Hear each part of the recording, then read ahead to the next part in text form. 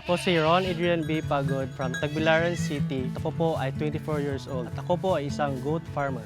Dapat ma-involve yung mga kabataan sa agrikultura kagaya ko dahil tayong kabataan ang kinabukasan ng ating bansa.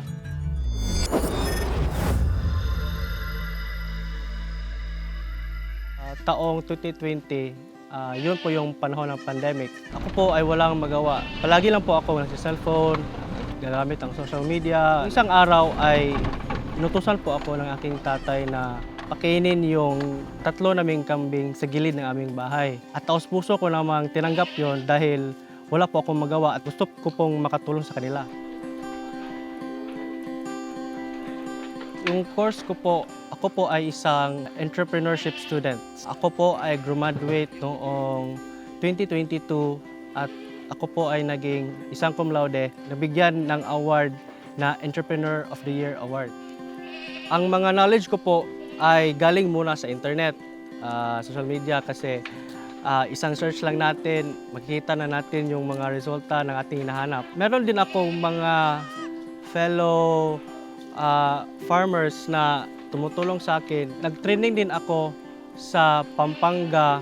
Tinuturuan po kami kung paano mag-inject ng maayos sa kambing, ano pong ang mga gamot at vitamina na dapat gamitin sa mga batang kambing at mga breeder natin. Tinuruan din kami na dapat malaki po yung land or like space ng kambing dahil ang kambing ay kumakain ng 2 o 3 beses na isang araw. Dapat natin magtanim ng maraming forages para sa ating mga kambing para makakain sila ng 2 o 3 beses sa isang araw.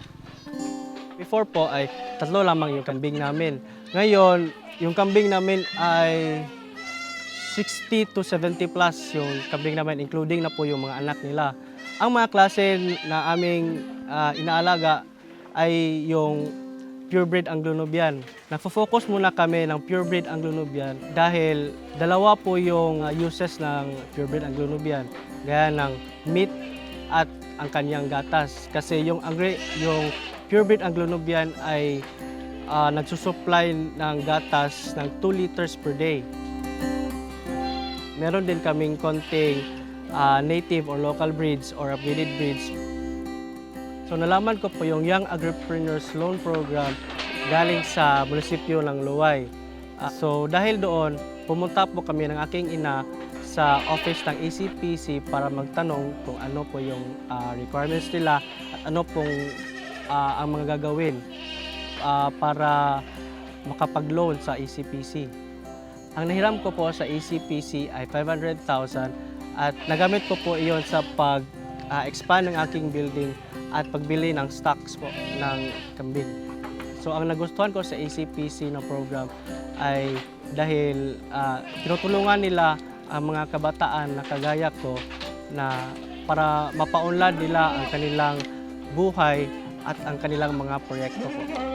Siya isang mabuting member namin dahil nagbayad siya monthly ng kanyang loan. Bukod pa doon, she's also having the other programs na the savings program ng Bohol Community. Ang mapapayo ko sa mga kabataan na gustong mag-goat farm kagaya sa akin ay dapat porsigido kayo sa inyong mga pangarap. Palagi kayo nagpupush, palagi kahit kayo ay nahirapan. Ito yung ating pangarap at dapat natin itong tuparin. Sa gustong maging farmer or mga young farmers, kung gusto nyo gayahin nyo sa Sir Ron na may passion, may heart talaga sa kanyang pagpa-farm, magpupursige kayo sa inyong ambisyon sa inyong buhay.